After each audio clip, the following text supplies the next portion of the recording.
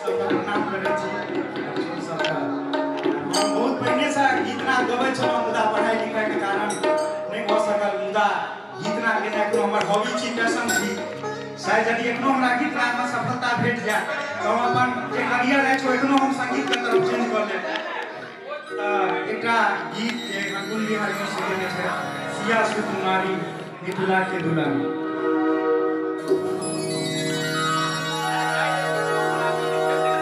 सिया सुकुमारी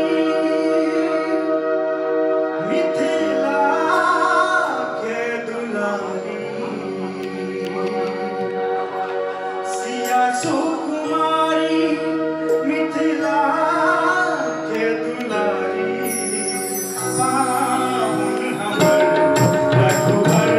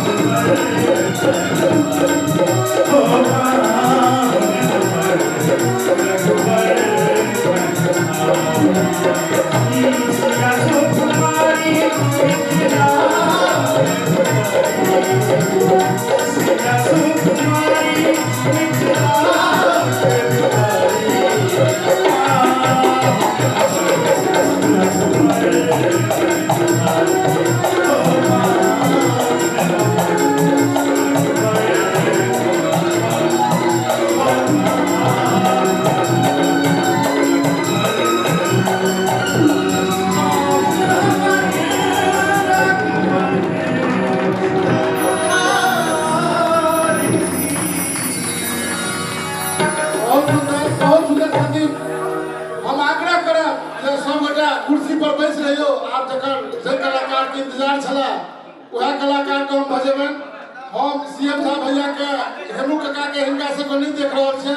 यदि बाहर से तो उनको से के बैसा दियो जगह पर आ सब गोटा अपना अपना क्यों गोटा ठाड़ न रहो पुतुल औ बैस रहो सब गोटा बैस रहो अपना अपना जगह पर मनोरक बच्चा अखन सबसे पहले यहाँ का गाना सुनेला था आप सारा लड़ा के टाइम कलाकार में हेते सबसे पहले हम ए कार्यक्रम में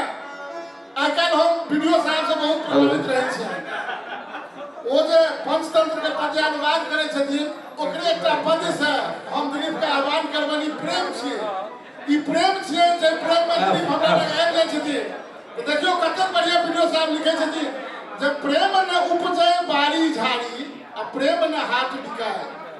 प्रेम न उपजे बारी झाड़ी प्रेम न हाथ बिकाय जकरा जासे मन लगाए से तकले भ जाए अपना सब बड़ा कुलीन काम के छी बहुत कुलीन काम छै नरौ ओइ गामक छी त एखन परसू के हुनकर पोस्ट देखलिए ने एकटा और बड नीक लागल जे सिंह भुखायल रहि लिया कथमपि खाय न घास सिंह भुखायल रहि लिया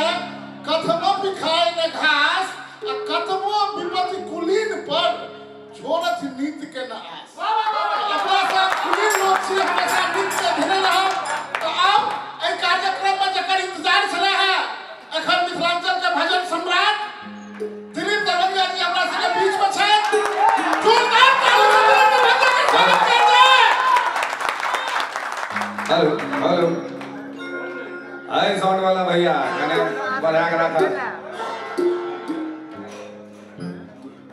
हेलो एके मुना है यो प्लेस पर बुझले छे दिलीप दरभंगिया जी पूरा भरि देबो सब